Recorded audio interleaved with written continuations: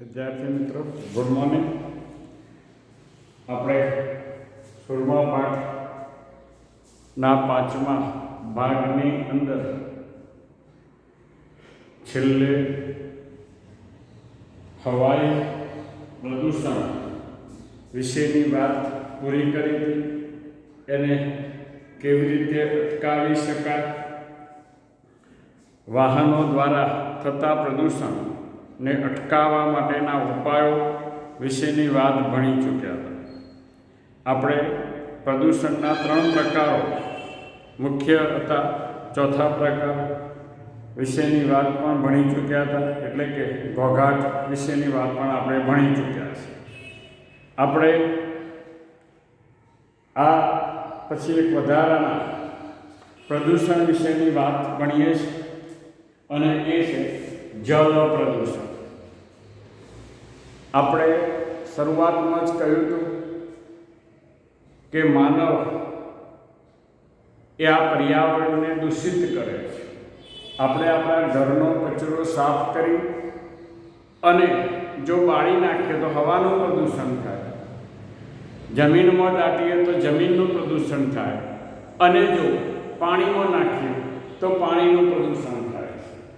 આમ માનવ એ પોતાની પ્રવૃત્તિઓ દ્વારા શું કરે છે? આ પ્રદૂષણની ક્રિયા પ્રેરે છે. આપણે જલ પ્રદૂષણ વિશેની વાત ભણીએ છીએ. જલ પ્રદૂષણ એટલે શું? તો કે પાણીમાં થતા પ્રદૂષણ, પાણીમાં થતા પ્રદૂષણને આપણે જલ પ્રદૂષણ તરીકે ઓળખીએ છીએ. એટલે કે નદી છે, તળાવ છે, જળાશય છે, સરોવર છે, ઝરણા છે, વેલાનદમુખી પ્રદેશ અને મહાસાગરમાં વિવિધ દ્રવ્યો કે હાનિકારક દ્રવ્યો ઉમેરાવાથી શું થાય છે? જલ પ્રદૂષણની ઘટના સર્જાય છે. આ જલ પ્રદૂષણ જે છે એ જલ પ્રદૂષણ માટે મૂળ તો માનવની પ્રવૃત્તિઓ જવાબદાર છે. આ સિવાય આપણે જાણીએ છીએ કે જલ પ્રદૂષણ એ આમ તો આપણે પાણી એક ઉત્તમ દ્રાવક છે, તેથી તેમાં ઘણા દ્રવ્યો ઓગળે છે.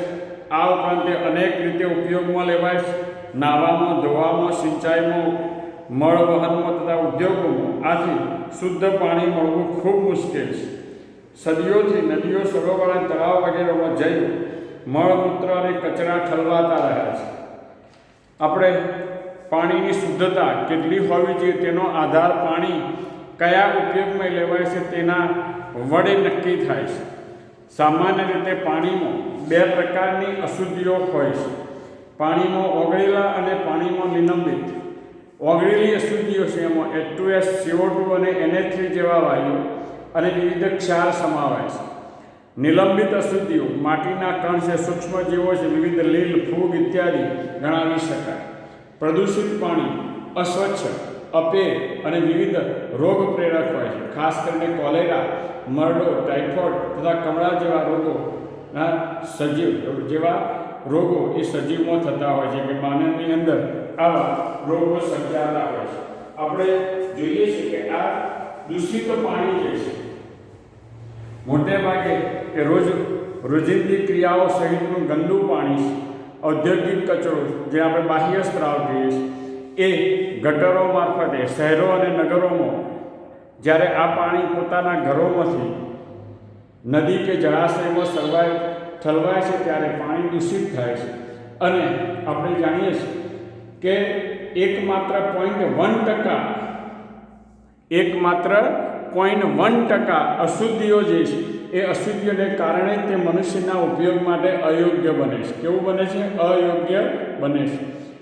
આ અશુદ્ધિઓ આપણે 0.1%ની અંદર, આમ તો પાણી 99.9%, 1%માં નિલંબિત ઘન પદાર્થો, રેતી છે, કામ છે અને માટી છે.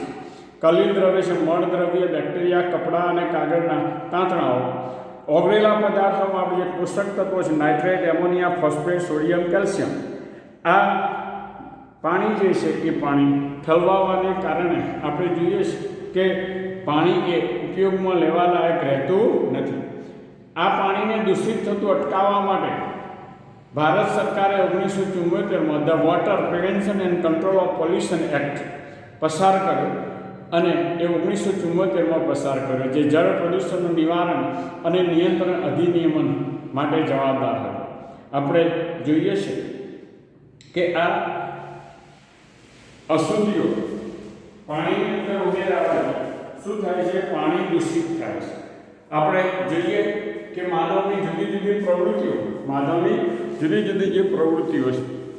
આપણી વાત કરી શરૂઆતમાં કે ઘરમાંનો કચરો જે છે એ કચરાને જ્યારે પાણીમાં ઠાલવીએ ત્યારે એ પાણીની અંદર પ્રદૂષણ થાય. એ જ રીતે આપણે જોઈએ છીએ નદી કિનારે જુદા જુદા ઉદ્યોગો સ્થાપવામાં આવે છે. એમાં ખાસ કરીને કેમિકલ ફેક્ટરીઓ અને કપડાં રંગવાના જે કારખાના છે એ કારખાના સ્થાપવામાં આવે. આ પાણી ક્યાં ઉમેરાય છે? નદીના અંદર નદી અને ક્યાંક દૂષિત થતી હોય. આ જ રીતે ચામડા પકવતા કેન્દ્રો જે છે એના દ્વારા પણ દૂષિત બેક્ટેરિયાયુક્ત ફૂગવાળું પાણી છલકાય. આપણે હૃદયના ઉપયોગમાં રસોડા અને બાથરૂમ કે સંડાસમાંથી મુક્ત થતા દ્રવ્યો જે છે એ પાણી મારફતે વહન પામી અને ક્યાં ઉમેરાય છે?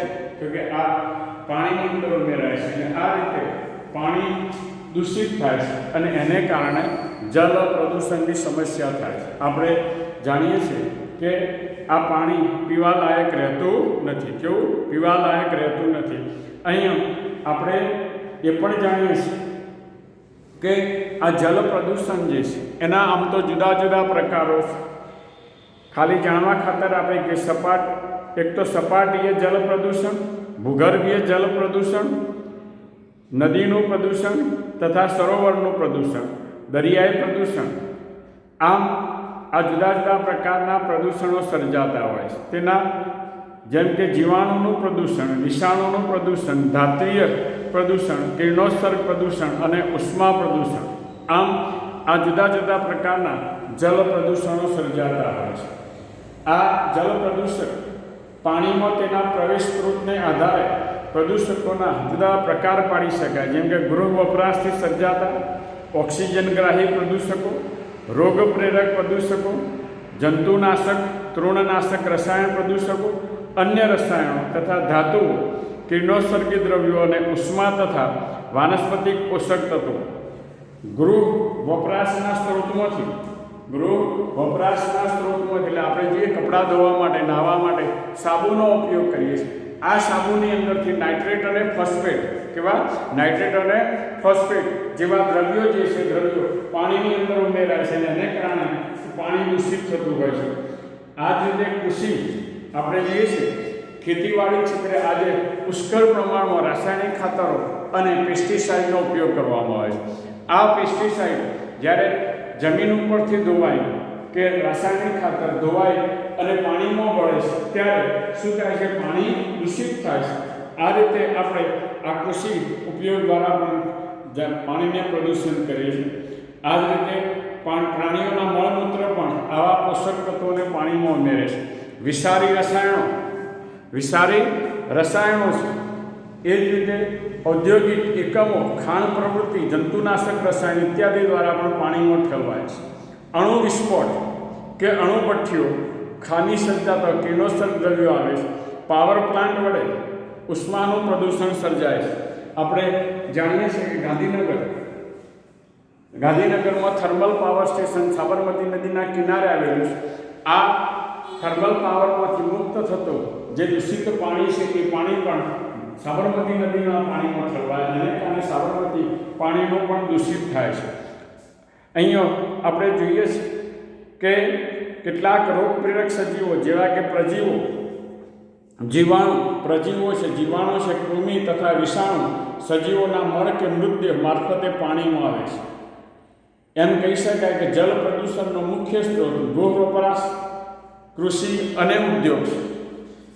આપણે જોઈએ છીએ કે આ જળ પ્રદૂષણ માટે ગૃહ વપરાશ, એક બીજું ગૃહ એટલે કે ઘરમાંથી મુક્ત થતો કચરો અને ત્યાર પછી જે ઉદ્યોગો, આ ત્રણ બાબતો જળ પ્રદૂષણ માટે મુખ્ય જવાબદાર છે.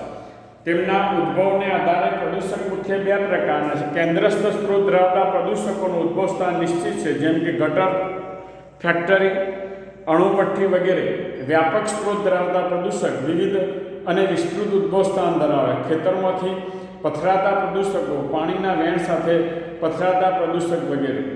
પ્રદૂષકોને જૈવિક પ્રદૂષક, રાસાયણિક પ્રદૂષક અને ભૌતિક પ્રદૂષક જેવા પ્રકારોમાં પણ ફાળવી શકાય.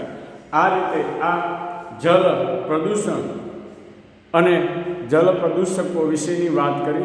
કયા કારણસર આ જલ પ્રદૂષણની સમસ્યા સર્જાય છે એના વિશેની વાત કરી. અસ્તુ.